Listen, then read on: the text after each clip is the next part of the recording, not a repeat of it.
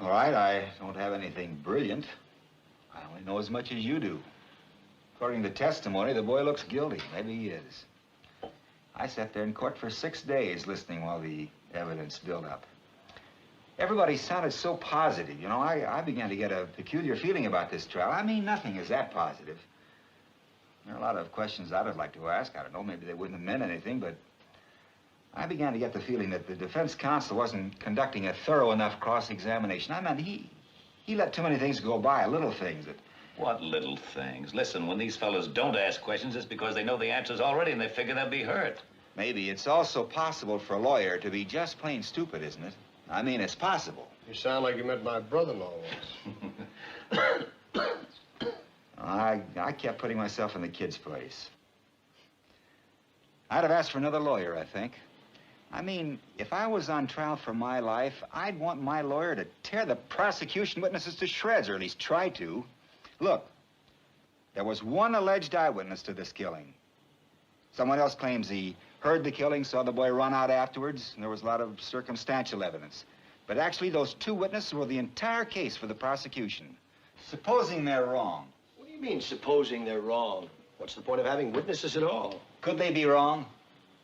What are you trying to say? Those people sat on the stand under oath. They're only people. People make mistakes. Could they be wrong? Well, no, I don't think so. You know so.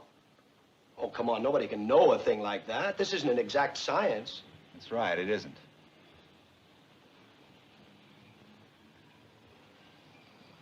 Okay, let's get to the point.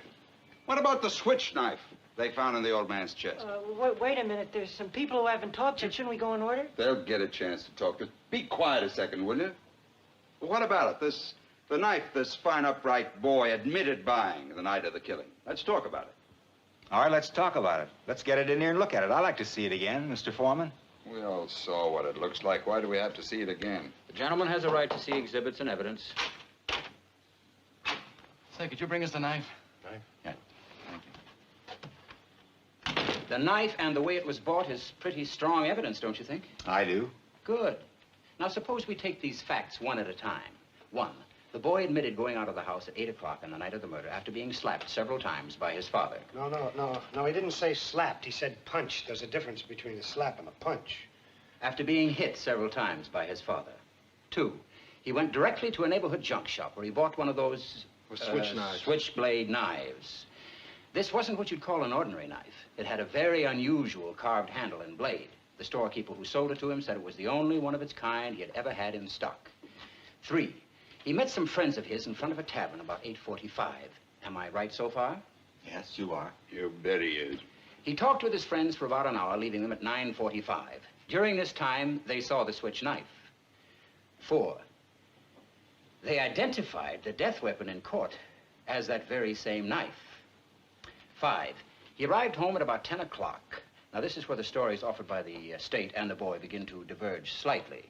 He claims that he went to a movie at about 11:30, returning home at 3:10 to find his father dead and himself arrested. He also claims that the two detectives arrested him and threw him down a half a flight of stairs. Now, what happened to the switch knife? He claims that it fell through a hole in his pocket on the way to the movie sometime between 11:30 and 3:10, and that he never saw it again. Now, there is the tale, gentlemen. I think it's quite clear that the boy never went to the movies that night. No one in the house saw him go out at 11:30. No one at the theater identified him. He couldn't even remember the names of the pictures he saw.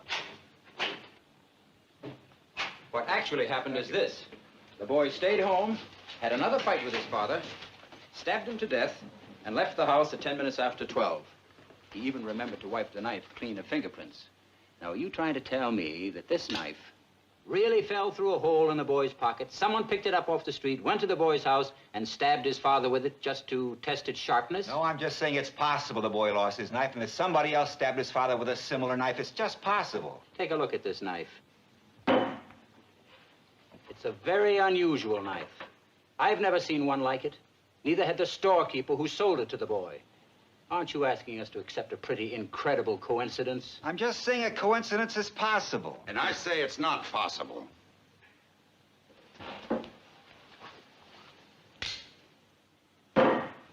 Where did that come from? It's the same knife. Quiet, you're doing. Where did you get it? I went out walking for a couple of hours last night. I walked through the boy's neighborhood. I bought that in a little pawn shop just 2 blocks from the boy's house. It cost $6. It's against the law to buy or sell switchblade knives. That's right, I broke the law. Listen, you pulled a real bright trick. Now, supposing you tell me what it proves. Maybe there are 10 knives like that, so what? Maybe there are. Well, what does it mean? You found another knife like it. What's that, the discovery of the age or something? You mean you're asking us to believe that somebody else did the stabbing with exactly the same kind of knife? The odds are 1,000,000 to 1. It's possible. But not very probable